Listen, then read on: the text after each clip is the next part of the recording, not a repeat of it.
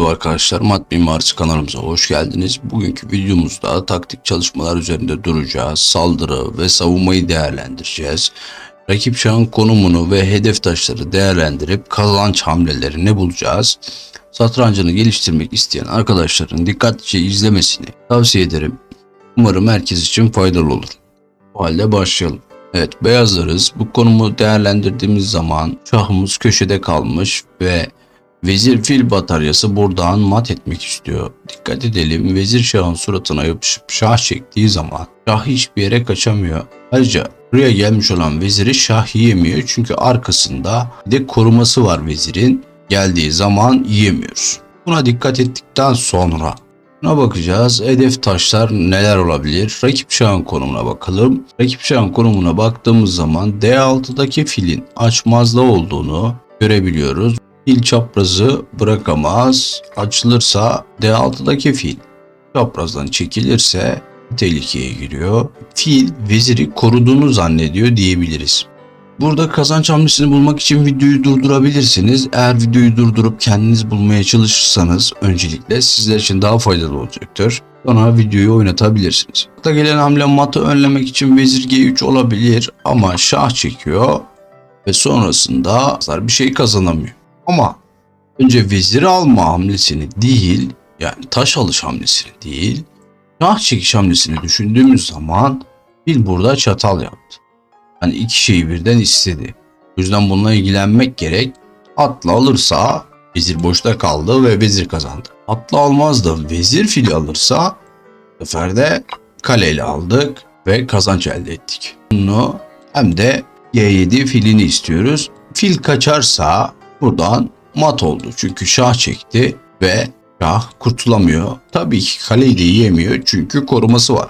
Şahın bir taşı yiyebilmesi için korumasız olması gerekiyordu.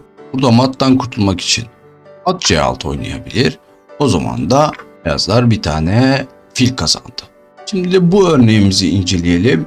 Konumu değerlendirdiğimiz zaman kaleler yarı açık hatta. D1 kalesi buradan piyona saldırmış.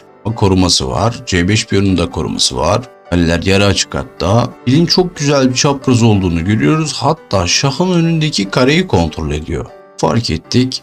Fil şahın önündeki kareyi hedef almış. Konumu değerlendirdiğimiz zaman A6'daki filin korumasız olduğunu görüyoruz. Hiçbir taş korumuyor. Ve korumasız taşlar bizim için hedeftir, fırsattır. Bunlardan yararlanmak için plan yapabiliriz. Evet, burada videoyu durdurabiliriz arkadaşlar. Kendi hamlenizi belirledikten sonra devam edebilirsiniz. Evet, iki tane hedefimiz var. Bir tanesi şahın önündeki önemli kare. Buraya vezir gelirse mat ediyor ve fil korumasız. O halde hamle tabii ki vezir G6. File saldırdık. Şimdi surattan mat etmek istiyoruz. Yani tehdidimiz buraya gelip mat etmek. Ne?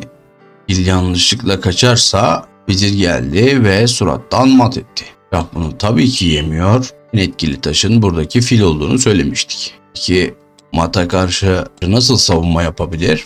Evet, şahı böyle kaçabilir. Şahı kaçtıktan sonra ise evet A6'daki fili kazandık.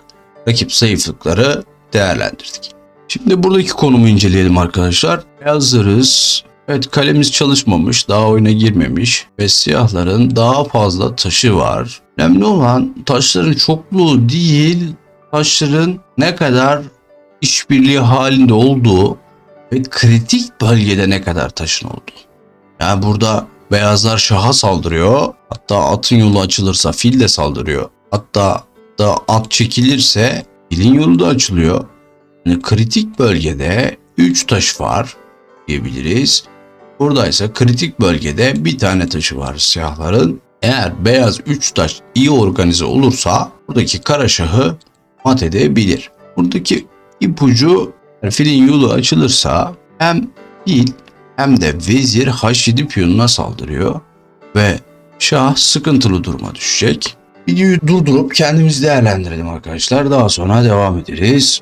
Evet, hamlenizi belirlediyseniz şimdi devam edelim. Burada filin yolunu açarken tempo yapmamız gerek. Şah çektik. Şimdi şah F7'ye kaçamıyor. Eğer H8'e kaçarsa geldik. Vezir şahın suratına yapıştı ve mat ettik. Çünkü koruması, şahın hemen kaçması kötü hamle. Burada tabii ki yemesi gerek. Yediği zamansa arkadaşlar dikkat edin, buradan şah çekersek şimdi mat olmuyor. Şah kaçıyor. Tekrar şaha.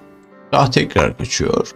Tekrar şaha. Şah yine kaçıyor. Şah buradan kurtuldu gitti. Bu da vezir fil işbirliğiyle önce fille şah çekiyoruz. Şah H7'ye, şah F7'ye kaçamıyor. Çünkü burayı vezir tutuyor. Az önce fark ettik ki şahın kaçıp gittiği yer bu yol. O halde fili buraya açıyoruz ve fille gitmesini engelliyoruz. Şah kaçtıktan sonra da vezirle H7'den mat. Şah bunu yine yiyemiyor çünkü koruması var. Kaçış karesini de vezir tuttu. Evet, diğer taşlar kendi şahını sıkıştırdığı için mat ettik. Bu videoda anlatacaklarım bu kadar arkadaşlar. Videomu sonuna kadar izlediğiniz için teşekkür ederim. Kanalı beğenip abone olmayı unutmayalım. Bir sonraki videomda görüşmek üzere. Hoşça kalın.